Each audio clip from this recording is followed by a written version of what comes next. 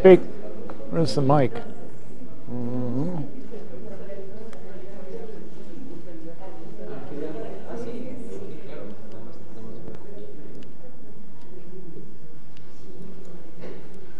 I'll speak to this.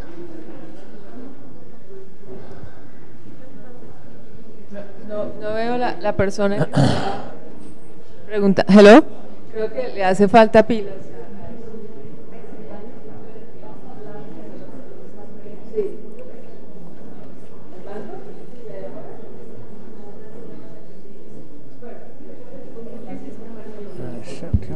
Bueno. Gracias. Hello. Google Chrome va a funcionar en esta computadora, en este monitor, y Mozilla funciona en el otro. Entonces, cuando pase aquí, el artículo está en Mozilla. Y aquí está en Google Chrome. Ok, voy a... ¿Por qué no estás conmigo acá con ellos? Simplemente. Sí, si quieren me quedo. Ayer hubo una conversación sobre el tema de transferencia de riesgo, o risk sharing, risk transfer. Y entonces hay varias opciones y Mónica también aclaró que no era solamente la parte financiera, porque pues depende también del tipo de organizaciones y obviamente UNAM tiene muchos laboratorios, entonces desde ese punto de vista lo que se llama el compartir riesgo es diferente a risk transfer, pero en algunas ocasiones cuando es una organización como un laboratorio independiente solo, ¿cierto? Entonces es risk transfer, es más la parte financiera, entonces depende más bien del contexto. Independientemente, la parte de risk transfer se ha estado, de transferencia de riesgo, en la parte de laboratorio se ha estado investigando bastante. El ILAC, el International Laboratory Accreditation Corporation, que lo han mencionado varias veces, tiene un comité que es de mercadeo y de negocios, donde ellos analizan básicamente dónde están los diferentes organismos de acreditación de todo el mundo, ¿cierto? Cuáles son los que que hacen parte ya evaluados de las diferentes regiones que hacen parte de ILAC y del IAF, ¿cierto? International Accreditation Forum, que son los que miran la parte de certificación. Y entonces llegaron a varias publicaciones, muchísimas. Una de ellas fue esta, no es publicada por la ILAC, pero sí participó el señor que es el que maneja el comité de mercadeo, participó en el desarrollo de esta publicación. Y esta publicación está completamente enfocada en la parte de riesgos, y no voy a ir en detalle para no quitarle tiempo a Peter, la vamos a compartir con ustedes, es público, está en la página web de ILAC, pero sí menciona diferentes alternativas de cómo gestionar el riesgo. Para mí, obviamente, es una herramienta de mercadeo para los que están aquí, pero hay algunas cosas positivas. ¿Me puedes ayudar, José María, que este computador que les quería mostrar, que de pronto les puede servir a nivel sectorial?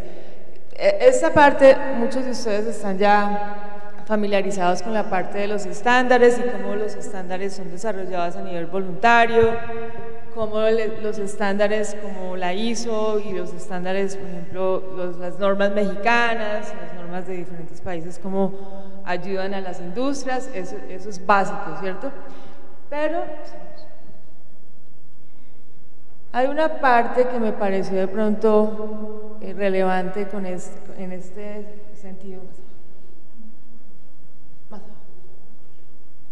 Aquí está, digamos, como la estructura de la pirámide de dónde empiezan los códigos y cómo colaboran con las empresas y cómo entra el sector privado.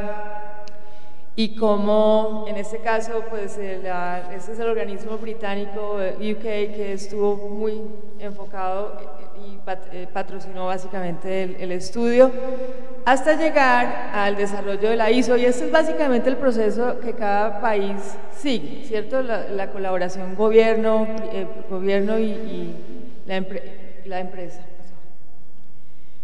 Después ellos mencionan los tipos de productos, los tipos de procesos y los principios. Como ustedes saben, lo que es parte del ILAC mira lo que es las pruebas de calibración y las pruebas de los laboratorios, y el AEF o IAF mira la parte de los procesos, Management Systems. Y eso ustedes. A lo que voy, que de pronto a ustedes les puede servir en términos de… Esos son casos de estudio que yo creo que les puede servir mucho. Pero acá está ya algo más enfocado a nivel sectorial. Es los principios que Peter ha mencionado durante este curso. Entonces, digamos que es como una sombrilla, ¿cierto? De teoría y alguna práctica con base en los ejercicios. Pero dependiendo de las disciplinas que estamos acá, estos son los estándares que pueden ser parte de sus estructuras, como para más información. Sobre todo los de la ISO. Yo no estoy familiarizada con los, hablando de BS, los de UK, no estoy familiarizada con eso, pero los de las ISO sí son muy específicos para la industria, con relación a la parte de riesgo. Entonces, este es el paper que quería compartir con ustedes, que creo que les puede servir. Y este es público, está en la página web de la ILAC, si quieres bajar y mostrar un poquito más. Hay referencias, hay encuestas, hay entrevistas, que por lo que entiendo por algunas preguntas que hicieron, de que uno de los objetivos o valor agregado del curso es cómo comunicar lo que se aprende acá a sus colegas, arriba o abajo. Entonces, acá hay, digamos, este tipo de lenguaje, contenido. ¿Ok? Esa era pasamos a la anterior.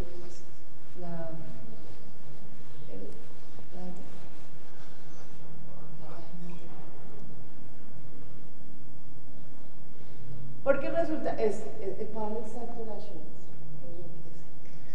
Esta es muy interesante, es una página web que fue también diseñada por los miembros de ILAC, es también pública, y entonces ahí hay varios casos de estudio para diferentes sectores.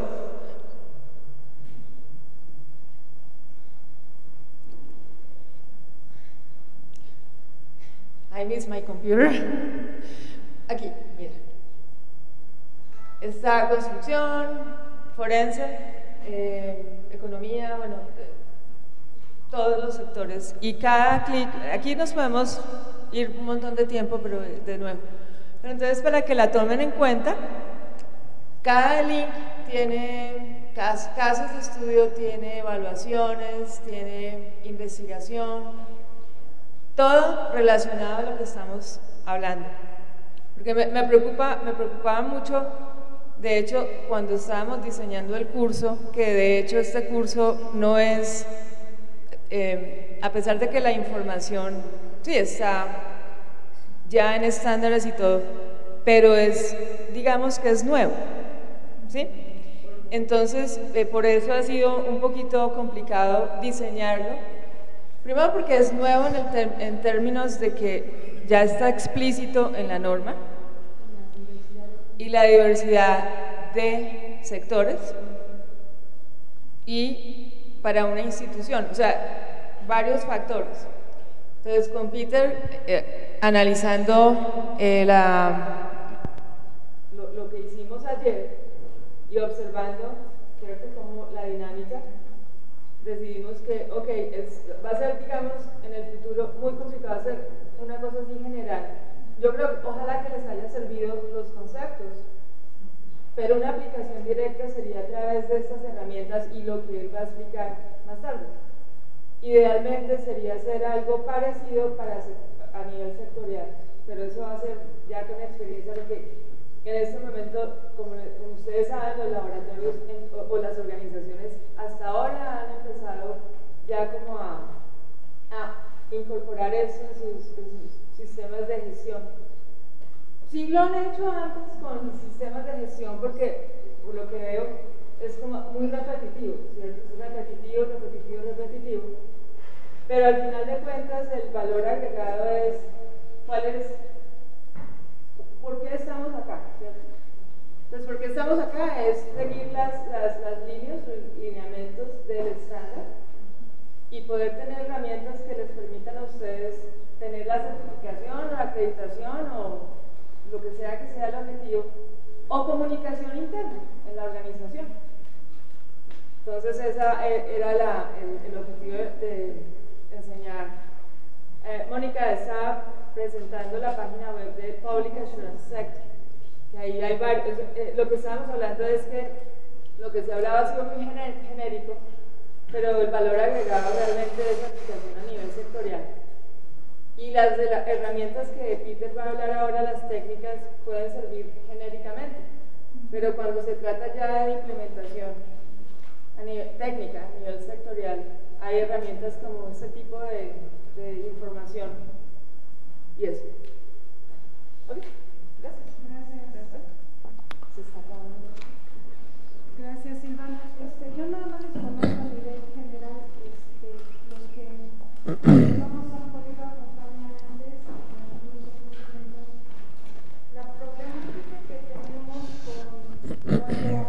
La problemática que tenemos cuando damos cursos de este tipo es la gran variedad de laboratorios que tiene nuestra universidad y la variedad también de necesidades que existen, ¿no? O sea, hay necesidades de certificación y de acreditación, por supuesto, pero hay laboratorios que no necesitan certificarse ni acreditarse, pero que necesitan tener e implementar buenas prácticas, ¿no?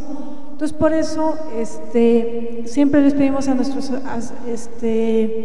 instructores que hablen en términos genéricos, ¿no?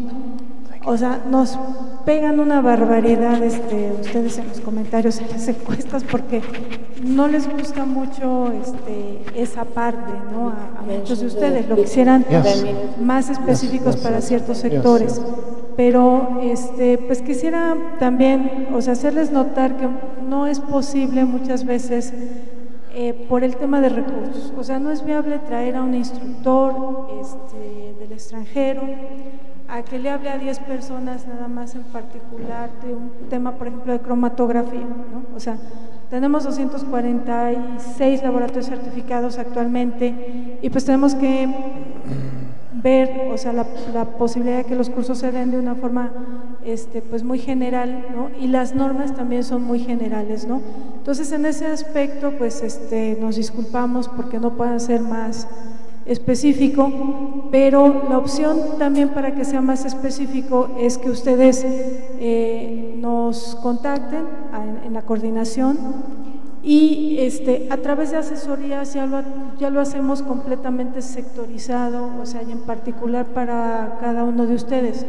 Si en la coordinación no tenemos la competencia, la buscamos, ¿no? Por ejemplo, no somos nosotros expertos en bioseguridad, pero la gente de veterinaria, Liliana y los colegas de la UNIPREC lo son. Entonces, la ventaja es que tenemos toda una red de expertos, o sea, que pueden apoyarnos, ¿no? Entonces, pues en ese sentido, una disculpa anticipada, pero bueno, las razones por las cuales los cursos son genéricos es por lo que estamos comentando, pero esperamos que con todo lo que se ha estado discutiendo del curso, laboratorios certificados o no, ustedes estén aprendiendo cómo hacer gestión de riesgos en sus laboratorios, en sus instituciones y puedan pues crear, o sea, implementar esta buena práctica en sus laboratorios, ¿no? Y gracias Silvana, gracias Peter por el feedback, ¿no? De dónde está la información a nivel sector para que ustedes puedan buscar esas prácticas. Yo también quiero recordarles a todos una cosa que de repente olvidamos, y es que la UNAM tiene la biblioteca digital más grande de Iberoamérica. Entonces, ustedes pueden consultar un montón de papers también relacionados con Risk Management y en Research Laboratories, en Scopus y en todas las bibliotecas digitales especializadas con las que contamos en la universidad. También esa es otra fuente de conocimiento muy importante. Lo importante es que ustedes tengan la generalidad del concepto y ya después lo que es lo particular, pues le apliquen en cada uno de sus laboratorios, ¿no? Thank you, Peter. Couple things. Just to close the loop, es muy difícil, realmente sería una especulación venir acá y decir que somos expertos en todas las áreas, porque realmente no es así. Entonces, lo que hemos notado cuando diseñamos cursos que son para diferentes sectores, hacemos lo que la doctora Mónica dijo. Básicamente, trabajamos con expertos, los expertos de la materia, que saben sobre la parte técnica. Hay algunos que tienen mucho conocimiento sobre también la parte de estandarización, pero entonces la combinación de los dos trae mucho valor agregado. Entonces, si alguien viene y les dice que sabe de todo, no les creen. I don't know. Okay. Hang on. I'd like to just briefly review the rest of the afternoon. Formal presentations till about 1:45. We want an introduction to exercise 2. We want a group picture before lunch. Hopefully, it'll probably take us about 10 minutes to assemble everybody and get everybody lined up. We will break for lunch from 2 to 3:30. You will have the same groups, 10 groups, doing exercise 2. We would hope to wrap up by 6 p.m. Certificates provided. Have I forgotten anything? No. No, okay. At 6 p.m. we will present certificates, 6 to 6:15 or whatever, right? And the picture, when will we take it? The picture, group picture, we want to have everybody line up before lunch, which I presume I will look to see that it's 1:50. We have about 10 minutes to line up for the picture. And then lunch, and if I haven't finished the presentations, I will do a brief after 3:30 wrap up on the presentations. The work that you've done in exercise 1 is relevant to the work on exercise 2. And some of your presentations were actually the answers to exercise 2 in a way. But so now 31,010 is a more comprehensive guideline for risk assessment techniques. And what's interesting, it comes from the same committee, but it's broader in the sense they've defined uncertainty more broadly, and risk assessment is considered to apply to any type of decision that an organization makes, whether it treats a risk or not. Interesting. You notice, by the way, Julia Graham, the article she wrote. 20 years ago, when I was assigned to develop a risk management system, that's what they were talking about back then. And then the fear was, wait a second, it's not a separate system from our management system. And that's why they changed the guidance in 31,000, say it's a framework that you integrate within the management system. And your management system is really an integrated system. You know, you take into account quality issues, environmental issues, security issues. Everybody's management system actually is a combination of various requirements and the various sector-specific management systems. I do it again. Okay. So uncertainty again, lack of knowledge, inherent variability, ambiguity in the language and understanding, indeterminacy, unpredictability, and the complexity of a particular issue. Any of these forms of uncertainty are a source of risk.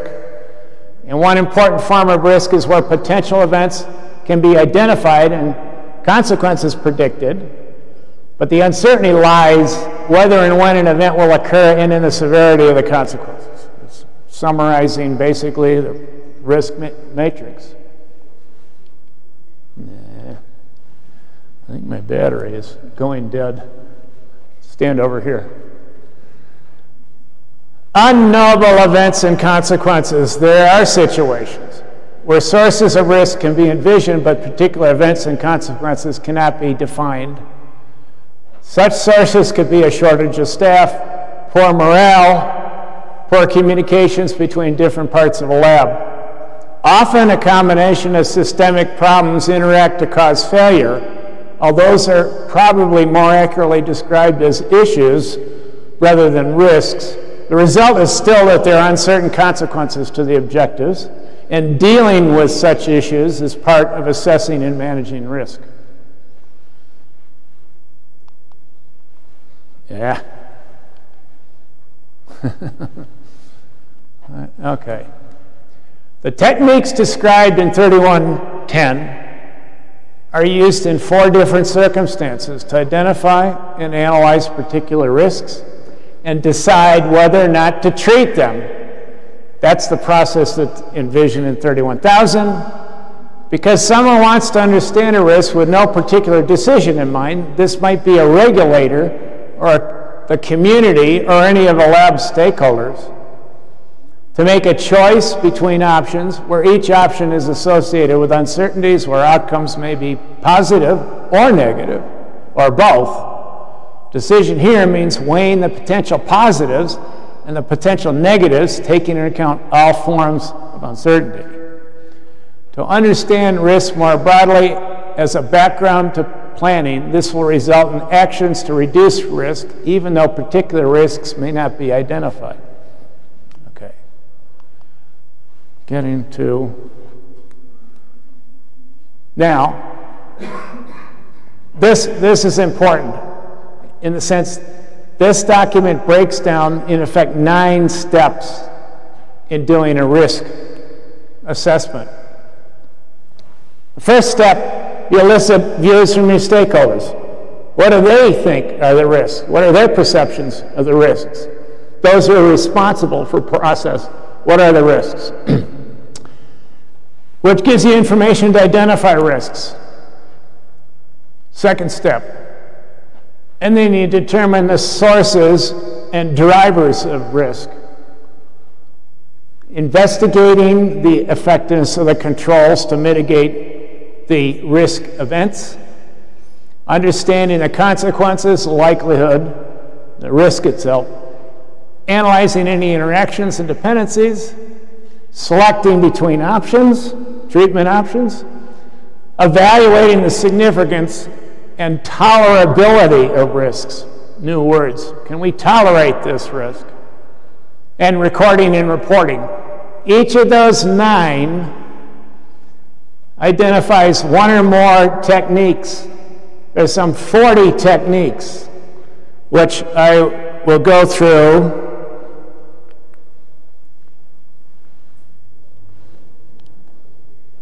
Come on. Okay, eliciting views of stakeholders. Brainstorming, which is kind of what you did in groups. Delphi technique I described earlier. It's a structured technique of interviewing experts, getting their various opinions about severity, likelihood of a particular risk. Comparing them, if there's a divergence of opinion, go back and forth with the experts to try to reach a consensus on what's the degree of, primarily the likelihood, trying to estimate what the likelihood is of a risk actually happening. These others, obviously, surveys, structured or semi-structured interviews with folks that are involved.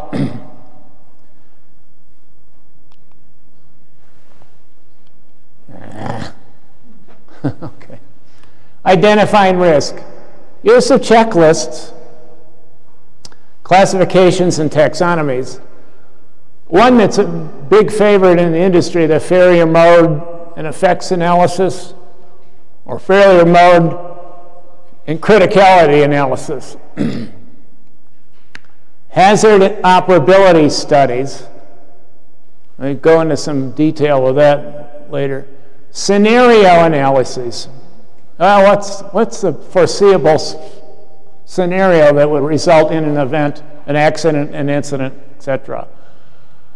And the structured what-if technique, which basically, we did that in the exercise. What can go wrong? What if this happens?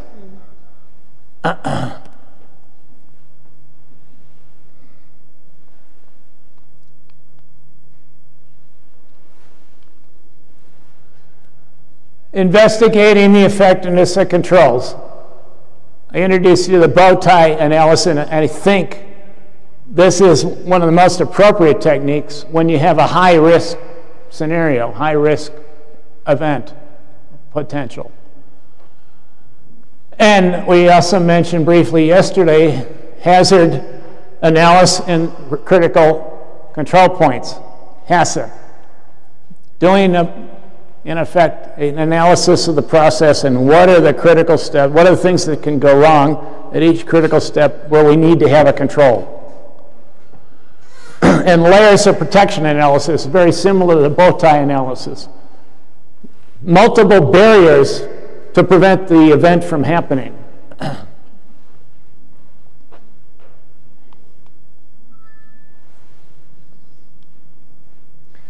This one, don't ask me to explain every one of these techniques. I'm not an expert in a lot of them. Bayesian analysis and Bayesian networks. Business impact analysis, event tree analysis, fault tree analysis, cause-consequence analysis, human reliability analysis, Markov analysis, Monte Carlo simulation, toxicological risk assessment. That, I think, is important for laboratories, certainly. Value at risk.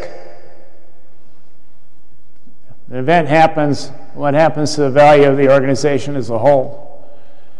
Conditional value at risk and expected shortfall analysis. Yikes. Okay. That's a lot. We already had an example. That fishbone diagram was, I think, Group 9 did it, or no, was it 8, 9? Whatever, it was a very good example of fault tree analysis. All right, let's get on here. Analyzing interactions and dependency, causal mapping, and cross-impact analysis. Yeah. Now, okay, you've identified, analyzed, evaluated, and you've decided the treatment options. So, mentioned earlier, do a cost-benefit analysis, a decision tree analysis, game theory, and multi-criteria analysis. All of these are identified in this 31010, and there's some explanation for them and guidance. So if you get 31010, this is, you'll find some background on all of these things.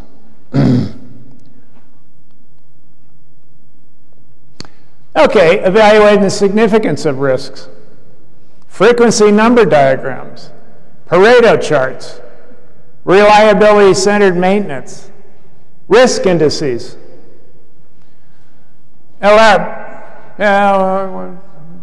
Can we live with certain risks? I put Pareto charts twice, didn't I? That's a typo. S-curve analysis. That actually applies, frankly, to product life cycle. Consequent likelihood matrix. That's the diagram I showed in the red, yellow, and green, which I think is a first step. That kind of a consequence likelihood matrix, also called risk matrix, is one that I think is easily adopted, but it has its limitations. There we go. Show it again. So, repeating this, frankly, you identify all your risks. You try to determine the degree of severity, impact, negative consequence, and the likelihood or probability. And you chart it. So you know you need to put resources into those that are red. We absolutely have to have treatment options for the red. For the yellow, we may or may not need treatment options or slight tweaking. For the green, no significance, no impact, little likelihood. We really don't, we can just accept the risk as is. It's insignificant. It's not likely to happen. So, recording and reporting risks, risk registers, lists, checklists. Consequent likelihood matrix, also called a heat map. I think the green, yellow, red, that's why it's called a heat map. Red meaning it's hotter, it's a hotter item, it's a bigger risk.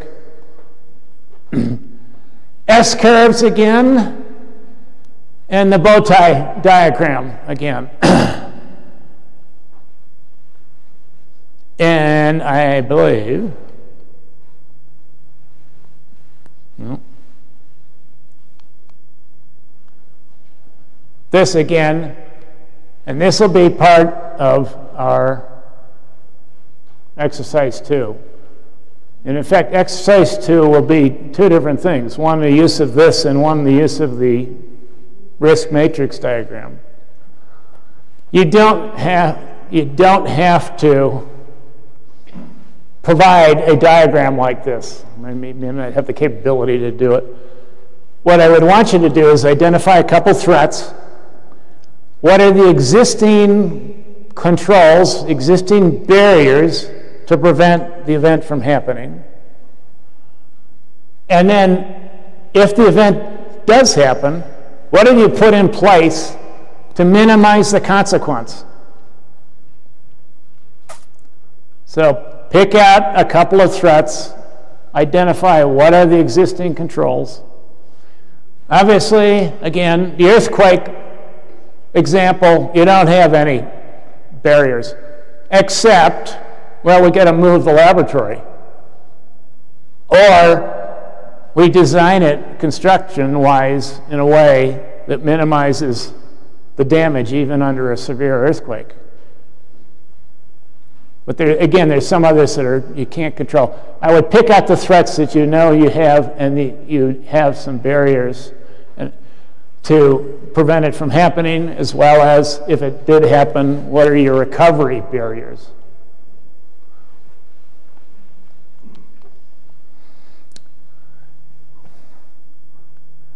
And before I go on, I want to project the Word document. The exercise? Do you want the exercise or?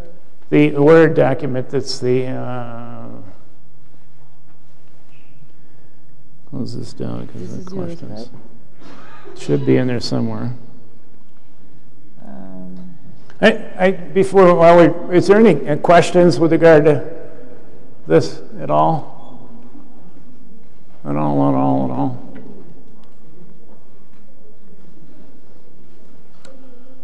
No.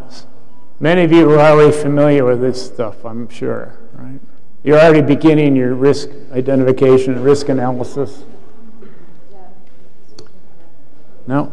Okay. I don't have your Word document. So. You don't have it? It's not. It should be there. I didn't do it. I think you need to put. I sent everything on. Oh no, it's the other. It's the other. Damn. I thought I uploaded it. No. Well, there is one here. Jose Maria. No. Is this one? There's one back here. No, that's the communication, but there's one back here.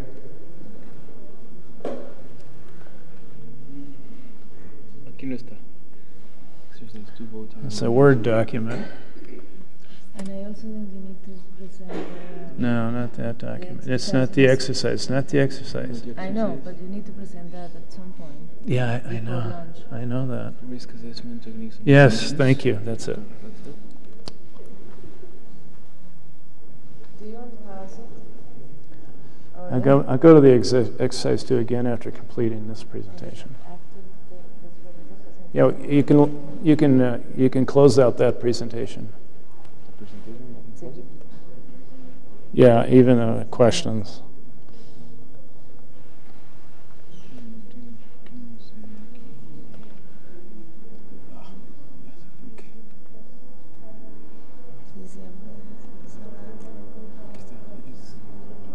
No, pero eso, que yo lo tengo en español.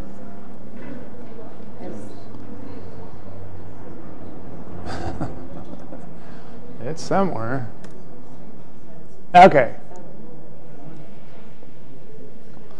Now, what I'm about to present, this Word document, is distilled from an article that the American Chemical Society published on evaluating risks, hazards in research laboratories, which we uncovered extremely recently.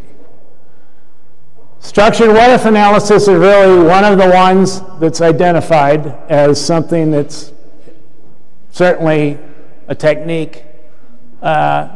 Structured brainstorming, determine what can go wrong, and judging the likelihood and consequences of each scenario of what can go wrong. The answers to these questions form the basis for making judgments concerning the acceptability of those risks and determining a recommended course of action, treatment, for those risks judged to be unacceptable as they exist. If it's an unacceptable risk, you must have a treatment option. This analysis is best accomplished by a team approach for more complex processes and procedures, and for many lab applications, the team may consist of 1 or 2 members who designed the experiment, performed any maintenance on the apparatus, and facilitated their own hazard review. That's directly relevant to laboratory. Now, going at further, hazard operability analysis is a technique whereby multidisciplinary team uses a described protocol to methodically evaluate the significance of any deviations from the normal design intention. The documented process, this is how we're going to do this task. This is how we're going to do the job. What can go wrong, or what are the possibilities of deviation, and what are the consequences of deviation? Hands-ops questions add an assessment of what may happen when deviations from the usual process occurs. You can incorporate them as additional what-if questions, or if conducting a highly detailed review, you could compile them as a separate has-up review. I don't know what you consider that in Espanol. What's in Spanish? HAZUP. That's obviously the English acronym. Failure modes and effects analysis. Evaluation of the means that equipment can fail or be used improperly and the effects this failure can have on the process. One of the groups identified equipment failure. That's directly relevant, this technique. Fault tree analysis, I think a graphical model that illustrates combinations of failures that will cause one specific failure of interest. It is a deductive technique that uses Boolean logic symbols to break down the causes of an event into basic equipment or human failure. So it's a fishbone diagram. Job hazard analysis. Okay, so you conduct job hazard analysis to identify the hazards associated with a particular job or task. This tool focuses on the relationship between the researcher, the task to be done, the tools needed to complete the task, and the work environment where the task will be performed. Once the hazards, potential hazards, have been identified, controls can be defined and implemented to effectively eliminate or mitigate those hazards. The acceptable risk level for any given task must be determined by the involved parties in the lab. That's where you get stakeholders involved. Management of change analysis and evaluation of the potential safety consequences of planned changes to experimental apparatus, the materials, procedures, location, or other key parameters. It's conducted before the actual implementation of the proposed changes and how identified risks should be managed or changed, or likelihoods changed. One of the things in this document, they define near miss, a near miss. In other words, it could have happened, almost happened, but didn't quite miss. We had, like, near miss has been associated with, like, two aircraft coming close together. It's a near miss. They didn't crash, it's a near miss.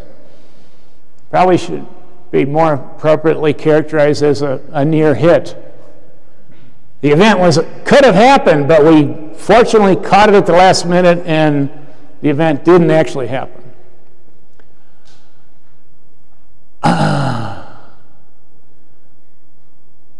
Yeah. Standard operating procedures. Everybody has standard operating procedures, right? Structured way of documenting a task, a process, ensuring that the relevant hazard-related controls are built in those SOPs so that things are consistently done properly. And they, obviously developed for repetitive procedures. The next one is a checklist. Various, I think everybody knows what checklist is, right? Type of informational job used to reduce failure by compensating for potential limits of hazard recognition, human memory, and attention to specific details. Checklist helps to ensure consistency and completeness in carrying out a task from an individual user or multiple users within a work group or institution. Checklist, however, is considered to be a finite tool because the common expectation but potential pitfall for the checklist user is to limit the scope or assessment to the specific questions listed rather than a more holistic hazard analysis for the process as a whole. Interesting limitation. And I mentioned this S-curve, mathematical model, also known as a logistic curve, describes the growth of one variable in terms of another variable over time. In business, the S-curve is used to describe and sometimes predict the performance of a company or product over a period of time. I'm not so sure that's relevant to the laboratory community.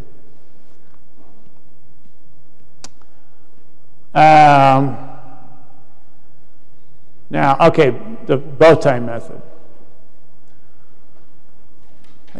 It's used to analyze and demonstrate causal relationships in high-risk scenarios. The method takes its name from the shape of the diagram, which looks like a men's bow tie, as I described earlier. A bow tie gives a visual summary of all plausible accident scenarios, all threats that could exist around a certain hazard. Second, by identifying control measures, the bow tie displays what a lab does to control those scenarios. And once the control measures are identified, the bow tie method takes it one step further and identifies the ways in which control measures can fail. In other words, there's some controls that may deteriorate over time. I mean, the human factor issue. By definition, human behavior can get lax, can get lazy, can get careless. And there's certain situations where no matter how much you train and supervise, there's things that can happen that contribute to events happening. So, and that's the issue of escalation factors. In effect, that example of human factor, the deterioration of human performance, which is why there's a need for a special type of control on the escalation factors, which has an indirect but crucial effect on the main hazard. By visualizing the interaction between the controls and their escalation factors, one can see how the overall system weakens when controls do have escalation factors. Management systems should be considered and integrated with a bow tie to give an overview of what activities to keep a control working and who is responsible for the control. Integrating the management system in a bow tie demonstrate how hazards are managed. The bow tie can also be used effectively to assure that hazards are managed to an acceptable level. ALARP, that's the yellow part of the risk matrix. Now, this comes out of this article. Frontline lab workers should remember the 4 steps of learning. Number 1, unconscious incompetence. You don't know what you don't know. Number 2, conscious incompetence. You realize you don't have adequate knowledge. Number 3, conscious competence. You're able to function safely and effectively. And number 4, unconscious competence. You're very knowledgeable and experienced regarding the subject at hand. Now, the summary: involving multiple people in a review, students, laboratory workers with varying levels of experience, and peers and support staff, is a good defense against unconscious incompetence. That's the whole idea. How do you address the human factor? So read this. You can read this in Spanish.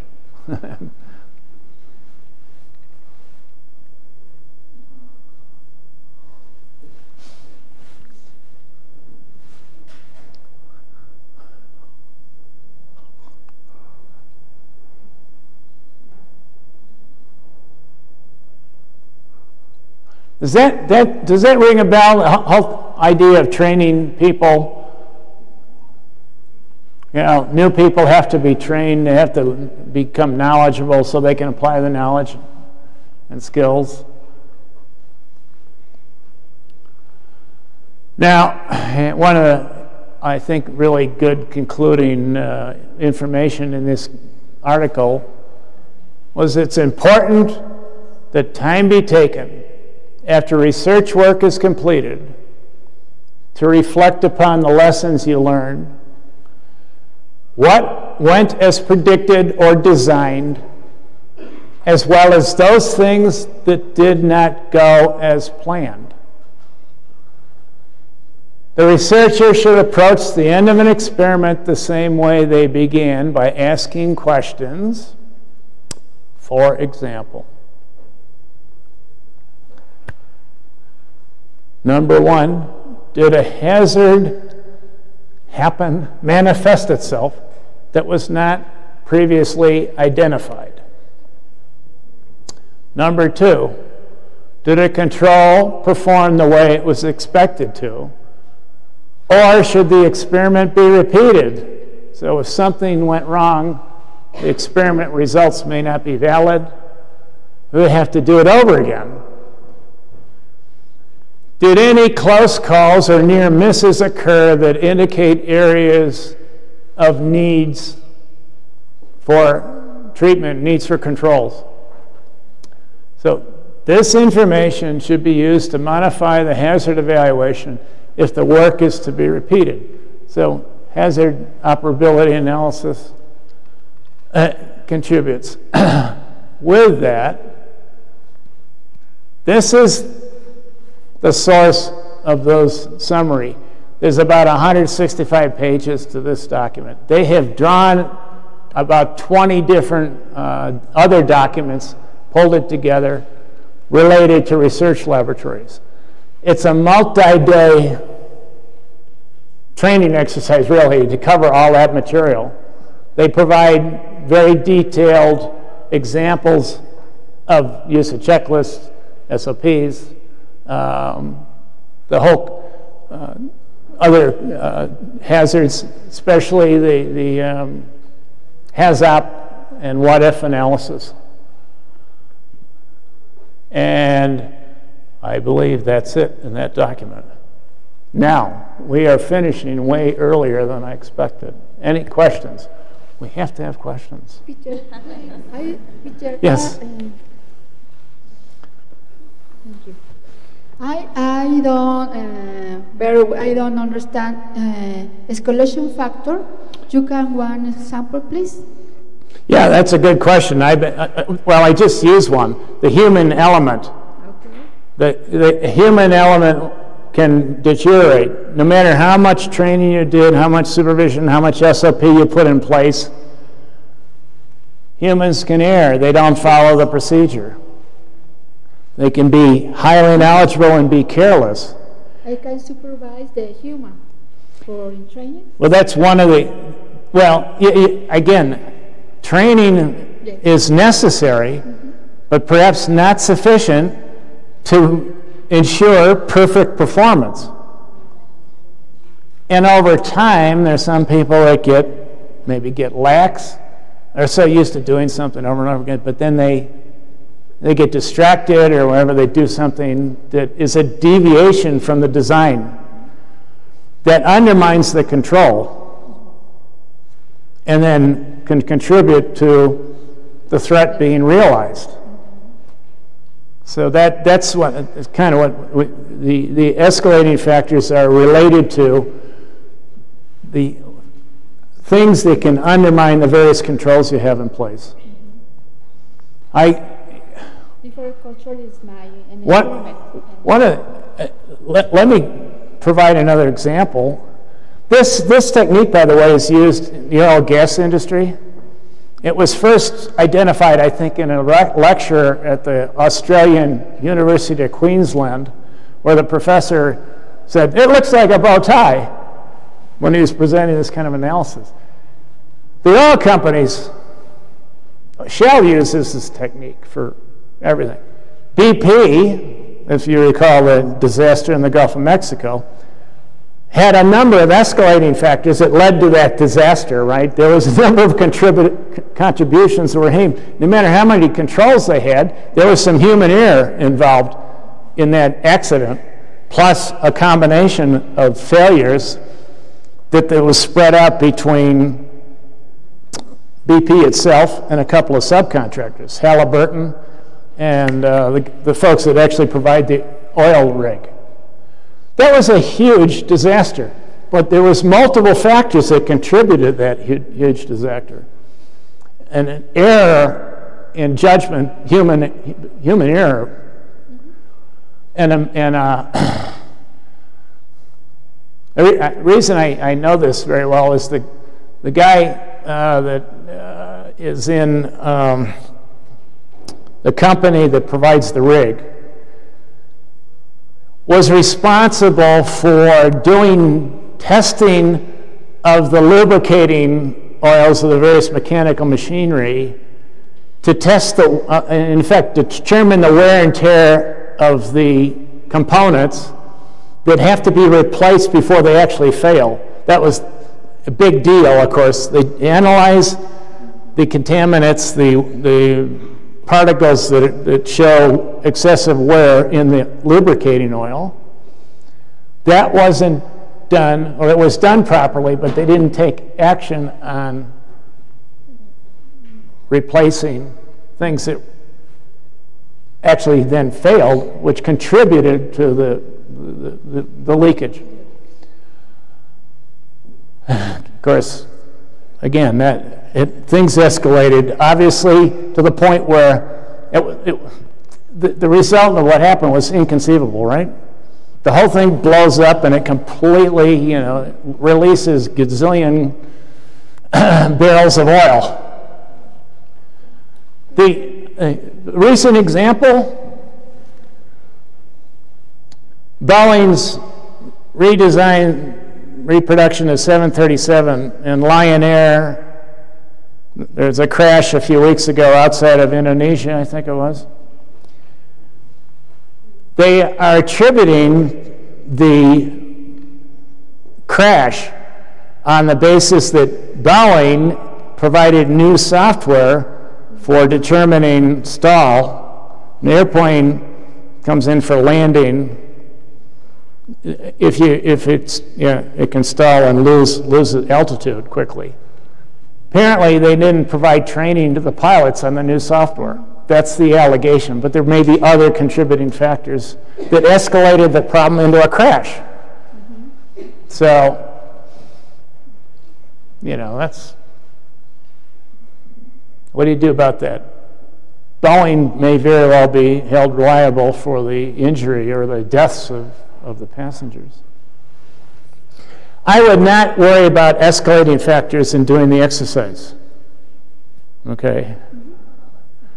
I'd not worry about it. Just keep it simple. Identify a couple of threats that you already know. Maybe they're being handled well, and there's never been an event, so your controls apparently are effective. But you also have to think, what happens? What's the likelihood of it happening? And what do we do about it if it does happen? Your examples may very well educate others, so that's the point of doing this exercise. Learn from each other. Some of you have already obviously demonstrated that you've thought through this stuff in the same or similar fashion to these techniques. Yes. Just a small comment regarding the previous example, the first example you gave about how people relax, sometimes conducting a task in a laboratory, Yeah. and how you can prevent it. And I guess, this is a very good reason, because when you implement actually a management system, Yeah. And not implement just these techniques isolated. Because when you implement a management system, you guarantee that you are assessing frequently the system. So with different methods, and one of them more audits, and the other is management reviews. But you also can conduct self-assessment, or some kind of or another kind of assessment that people have to conduct, frequently, in order to see they are doing the task correctly and avoiding such type of risk. At least that's my experience. The example of, I talked to you about an EPA Las Vegas lab many years ago. An employee carelessly mishandled a high pressure gas cylinder. And it dropped, it ended up being a projectile, right? It fell on the ground, knocked up, and it became a torpedo and blew through a wall in the laboratory. Now, I would not think that would be something that you ever would foresee that happening, but there's SOPs on how you're supposed to properly handle and install them and strap them down and da-da-da-da. Well, the guy got careless. Other thing, what if these things leaked? Is that possible? There's all kinds of things that can go wrong that you may not even think about until it does go wrong. And as again, there might be multiple factors that undermine the controls that you have in place. I just think that human error is the big common one. Carelessness.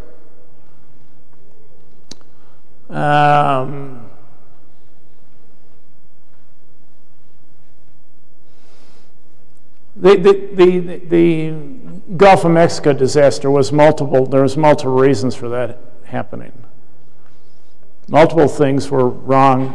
Certain controls deteriorated in effect, right?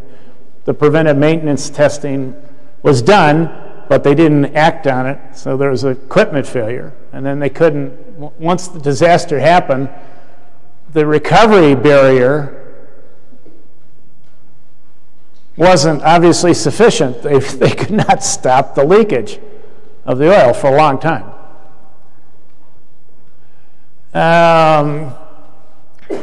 Can we project the exercise?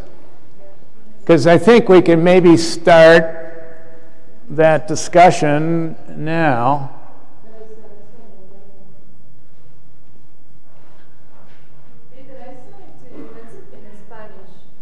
Do we have the Spanish one? Yes, I don't know where to hide it. Is it in there?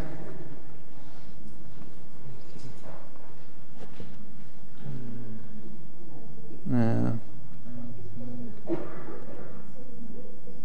No. No, it's not, is it? No, it's not. Okay. Yes. That's a good question because yes. the voting method. Yeah, There is a solver. Questions in the mic, please. Otherwise, the guys. Yeah, the question, just to translate it to Peter. Okay, I wonder if this program, voting method, is a program that is a software that you fill the information, or is only the way that you present your information? It actually, there is a company that sells a program for the bow tie method. We are not selling any software. No, I know that, but there is such a thing out there, and I'm interested. You could probably do your own research to find. There are different, multiple softwares, but la idea no es utilizar software acá, a menos de que lo tengan o que ya lo hayan practicado, pero acá no estamos vendiendo ningún tipo de software. Es el concepto de cómo elaborar el diagrama. Porque una vez tengan la información, ustedes pueden hacer la investigación del software disponible, pero sí hay, o sea, la respuesta sí hay, pero la idea es discutir el concepto de cómo elaborarlo. De hecho, yo he hecho este ejercicio y puede ser complicado, porque utiliza varias herramientas, sobre todo Excel, donde arrastra la información cuando se hace el análisis y diseña el diagrama, ¿sí? Sino que lo que él quiere hacer con el ejercicio es básicamente estructurar el pensamiento de cómo se va a elaborar, porque ya al final, cuando se tenga la información clara, ya es muy fácil poderlo hacer. Ahora, si ¿alguien ha utilizado ya un software para elaborar el esquema? That's it. Go back to the second part. And it's the same question for the likelihood matrix. Yo lo he desarrollado normalmente en Excel. Okay. Hay software también que lo pueden desarrollar.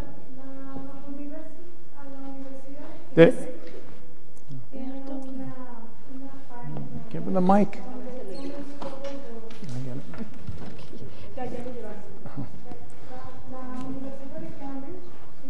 I send it to you. No, I Sorry. know. Okay.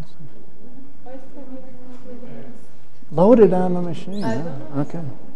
I don't know where the damn thing is. Si no usamos los micrófonos, tenemos cualquier cantidad de mensajes en la ventana del YouTube de que no estamos usando los micrófonos y no escuchan las preguntas. Bueno, la Universidad de Cambridge tiene un sitio especial en el que fue creado en el Instituto de Manufactura, the Institute of Manufacture de la Universidad de Cambridge. One stick or the other, I don't know. Ellos hicieron una compilación, de hecho, el financiamiento vino del gobierno británico, de todas las herramientas de gestión posibles, ¿no? Las más usadas, y entonces ahí las pueden ustedes consultar y es una fuente muy confiable. That's in Spanish? También todos estos diagramas, la mayoría tiene un origen académico, o bien los académicos han escrito sobre ellas. Entonces también váyanse a Scopus, Web of Science, y van a encontrar mucha literatura con respecto a eso, ¿no? Y bueno, yo comentaba ahorita que la UNAM tiene el software CURSO para riesgos, ¿sí? Pero se tiene en un nivel, muy alto de la universidad. Entonces, si lo necesitan ustedes para implementarlo en su instituto en particular, porque es un software que se tiene que implementar institucionalmente. O sea, en un laboratorio no tiene sentido. O sea, en un laboratorio es más que suficiente estas gráficas y estos ejercicios chiquitos, ¿no? Si ya estamos hablando de grupos de laboratorios como los que tenemos en las facultades, 40, 100 laboratorios certificados, bueno, a lo mejor ya vale la pena un software, pero también depende mucho de los procesos, ¿no? O sea, normalmente en las facultades tenemos certificado nomás el proceso de docencia. Entonces también, los riesgos son pocos, aunque sean muchos laboratorios. Entonces, todas esas consideraciones las tienen que hacer. Si necesitan el COSO, con quien tienen que recurrir es con su secretario administrativo. ¿Ok? This is what you gave me. No, I send it by email. You can explain it and then I will project it. Okay. You have it. It is an out of 6. Yeah. Okay.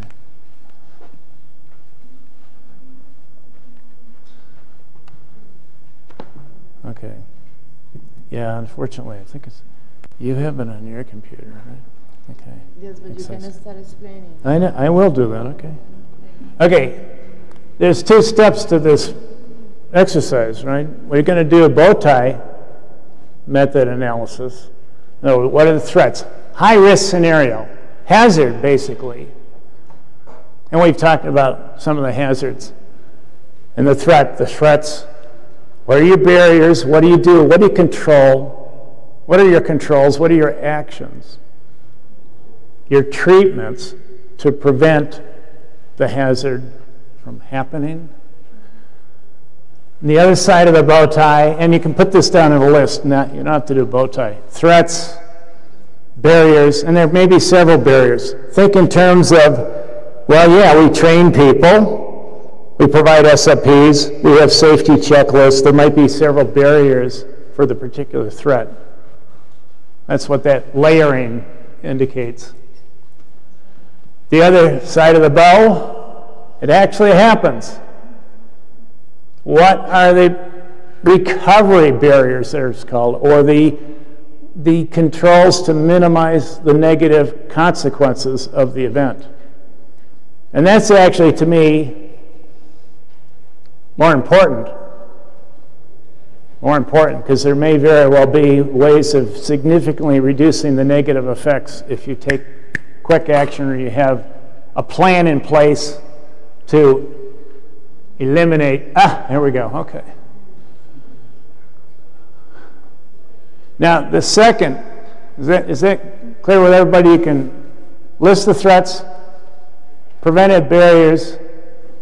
If the event actually happens, actual hazard, what are our recovery barriers? What are our controls to minimize the consequences?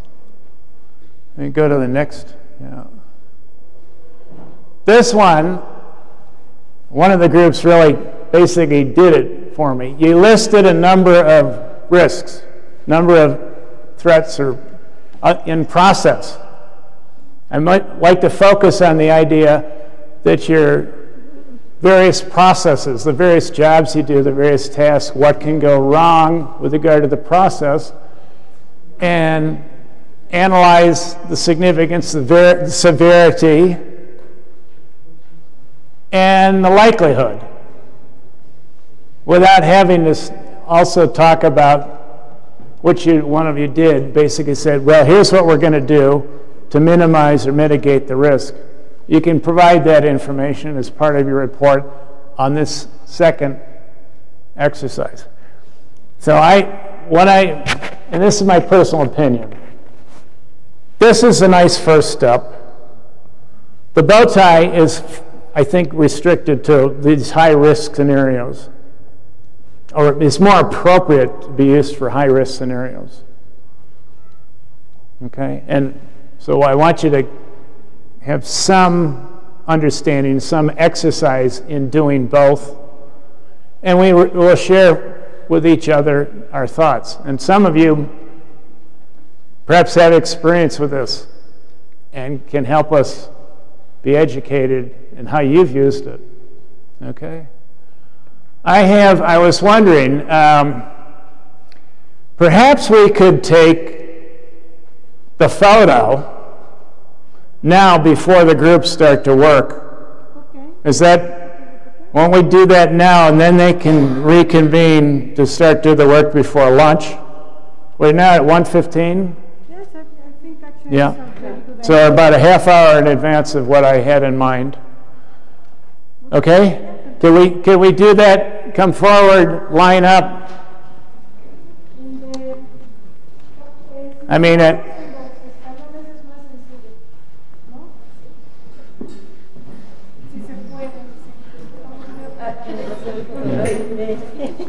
you want to take the pictures? Or you want somebody else to take a picture? Why don't you take the picture? No, why don't we ask the guy in the back. Ask the guy in the back. Ask this gentleman. Okay? Okay, I'll ask him. Just, God.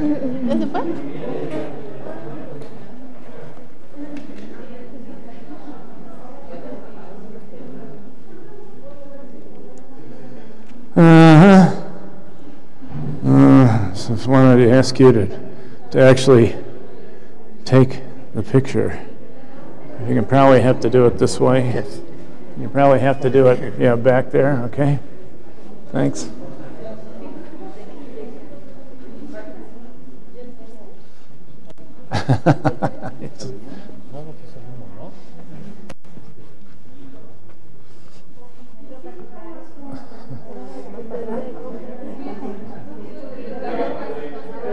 ¿No salimos?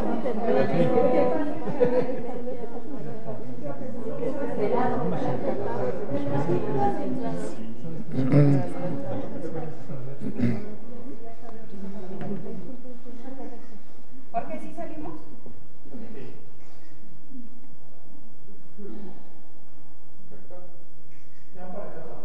¿Sí? Ahora vénganse ustedes, chicos.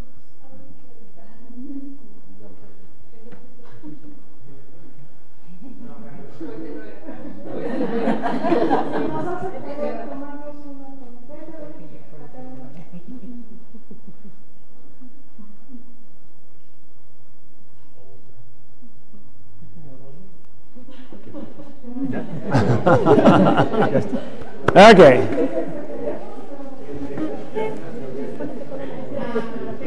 Careful. Yes.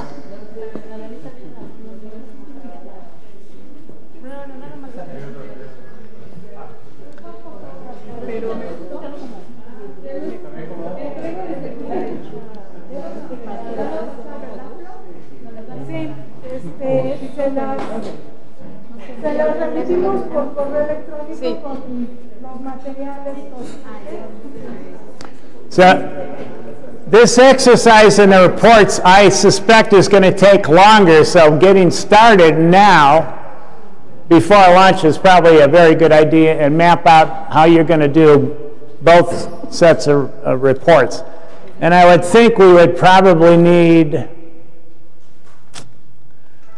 let's see, probably 2 hours perhaps, or start at 4 p.m., 4:15 at the latest, for 10 reports. So 2 hours, 120 minutes, 10 minutes a report. We had, I think, on average, a little bit more than 10 minutes for the 10 reports. So 2 hours. You shoot for 4 p.m. to provide a report to everybody else. Okay? And of course, your group can decide, let's go to lunch early, as long as you're confident that you can get the job presented by 4. And will be emails to you, the same thing we did. Could you please use a little bit larger font than the normal so we can read it? Okay, I know people in the back may have trouble reading some of the, it may not have to be this big, but a little bit larger than the normal 12 or 11, something like 16 or 18 or 20 would be better. Okay? Thank you, and we will go to work.